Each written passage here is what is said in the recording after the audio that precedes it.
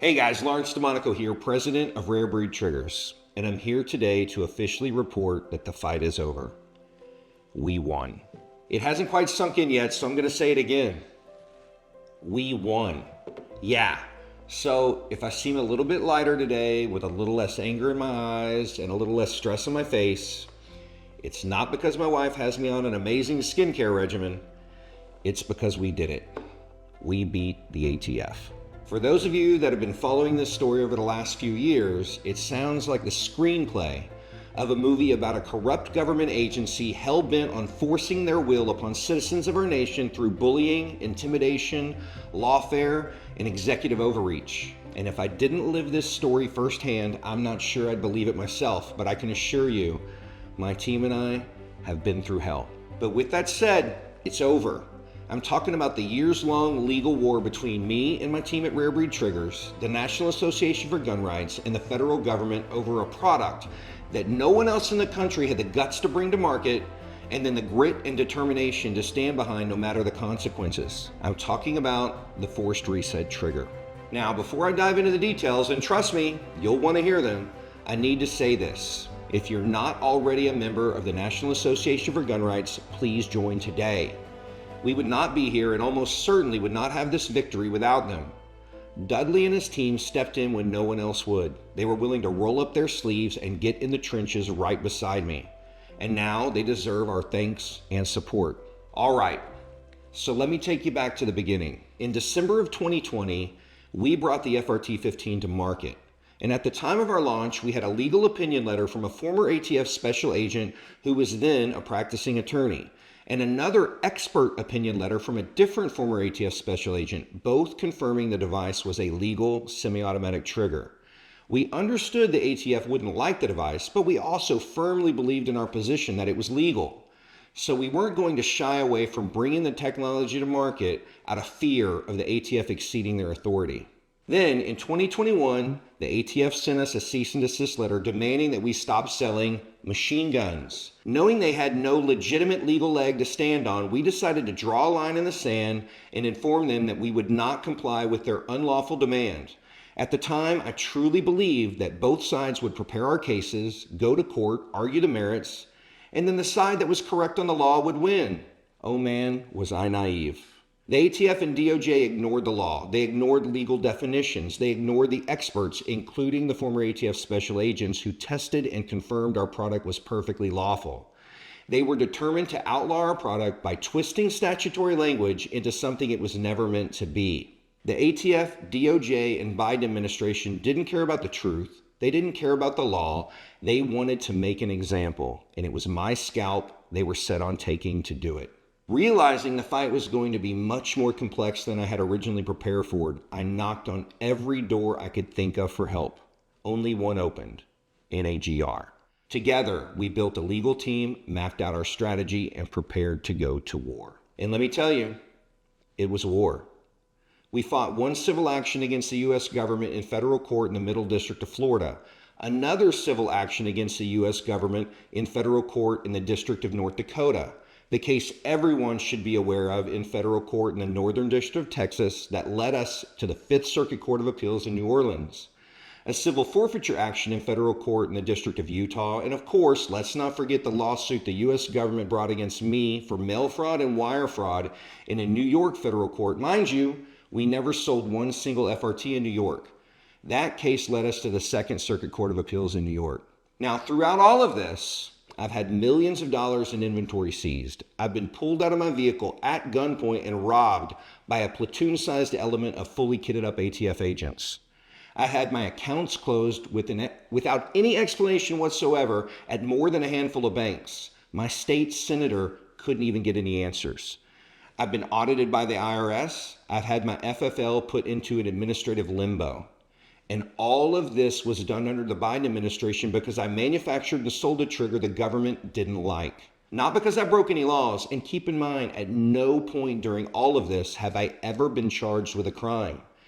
They decided to bring the full force of the government down on me because the ATF decided arbitrarily that my trigger was a machine gun, and I wasn't willing to be bullied or intimidated into giving in to their tyranny. So years have passed. I haven't been able to operate my business. I've had to lay off my team, and I haven't made a single dollar in revenue. I've been buried under litigation, legal fees, and federal threats. And it hasn't been just me. My customers have been hunted down, threatened, and coerced. The ATF showed up at homes and shops, stealing property without charges or warrants. Their actions have been lawless. So now that we've won, what does that mean? Let me give you a quick rundown on where things have landed. The government has agreed to dismiss their appeal in the Fifth Circuit, which makes Judge O'Connor's ruling in the Northern District of Texas final and unappealable. They've agreed to return all seized FRTs to the members of NAGR and the other plaintiffs in the case that's currently in front of the Fifth Circuit. They've agreed to dismiss the government's case against me and Rare Breed Triggers in the federal court in New York. They've agreed to return all the FRTs seized from Rare Breed Triggers. And they've also agreed to adopt Judge O'Connor's legal definition of what constitutes a force reset trigger as we move forward. And last, they've agreed to never again classify or attempt to classify a force reset trigger as a machine gun. So it should absolutely go without saying, but I'm going to say it. This is enormous. We fought the machine.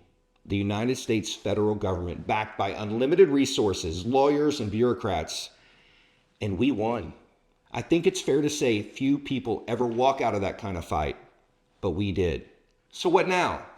First, Rare Breed Triggers will be turning the lights back on. And with that said, FRT production resumes right now. If you're a member of NAGR and had one stolen, you'll get it back. If you already own one and don't live in a hostile state, you can stop hiding it. Now, I also want to acknowledge something really important.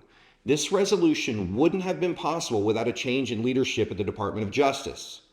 With the Trump administration's renewed focus on justice and their commitment to correcting the weaponization of the DOJ under the Biden administration, we were finally able to secure a deal that brought this fight to a close. Their willingness to step in and make things right was essential in ending this battle on fair and lawful terms. Now I want to speak from the heart for a moment. I don't think most people truly understand what it takes to stand toe-to-toe with the United States government. Throughout my military service and time as a private military contractor, I have faced adversity in some of the harshest conditions imaginable, but nothing compares to this fight. This has been the hardest battle of my life. It's taken everything I have, and at times, more than I thought I could give. As a husband and a father, I've carried the crushing weight of knowing that my family was hurting. Not because I failed them, but because I refused to bend to the will of a tyrannical administration. I could not and would not be an example of surrender for my two boys. I remember one evening about a year ago while tucking in my then 9-year-old son. He could tell that I was under a bit of stress and asked me why I didn't just make it go away, why I didn't just give up. I paused for a moment and I told him something I hope he never forgets. I explained that the right thing to do is almost never the easiest. Most of the time, it's the harder road, the one that demands more, costs more, and tests you the most, that leads you to where you're supposed to be. I told him that integrity means standing firm and doing what you believe to be right when everything around you is pushing you to compromise. That moment reminded me that I'm showing my boys that character isn't built when things are easy. It's revealed when you're tested and refuse to break. I've lost sleep, I've lost money, I've lost time I'll never get back, but I never lost faith. I've always believed that if I simply face each day as it comes, there is no amount of suffering I cannot endure. I made a promise to myself and to everyone else that I would see this through to the end, no matter the consequences. And today, I'm here to tell you, it's over. None of this would have been possible without the unwavering love and support of my wife, Carly. She has stood by me through every sleepless night, every setback, and every hard decision. Her strength has been my anchor, and her belief in me has never wavered, not once. I may have been the one in the spotlight, but she has carried just as much of this weight, and I am forever grateful for her. And while I may be the face of Rare Breed Triggers, I need people to understand that I am not alone. Beside me is a very small but extraordinary team. Each one of them absolutely vital. Each of them made the conscious decision to stand shoulder to shoulder with me and face the fire. Their courage, loyalty, and work ethic have been unmatched. There is no team I'd rather have in my corner, They are the definition of ride or die. Now, along the way, I've had countless people, some of them extremely well known in the veteran community, call and urge me to give in, to take a deal, or to walk away. But every time they said that, it only made one thing clear. They never really knew who I was to begin with. I'm not built to quit. While there's nothing I want more in this life than peace, maybe I was made to fight. Maybe I was made to carry the burden that others won't. I don't know. I've said before, I'm not particularly a religious man, but there's one scripture that's never left me. It's Isaiah 6:8. Then I heard the voice of the Lord saying, "Whom shall I send, and who will go for us?" And I said, "Here am I, send me." That verse lives in the front of my mind. And when the call came, I stepped up. So from the bottom of my heart, thank you. Thank you to every supporter, every donor, every believer in the Constitution. If you're not a member of NAGR, join today. We're not short on battles, only time, talent, and treasure. If you've got time, get involved. If you've got skills, put them to work. If you've got resources, donate. We proved that tyranny can be defeated. Now let's stay ready for what comes next. Thank you, and God bless.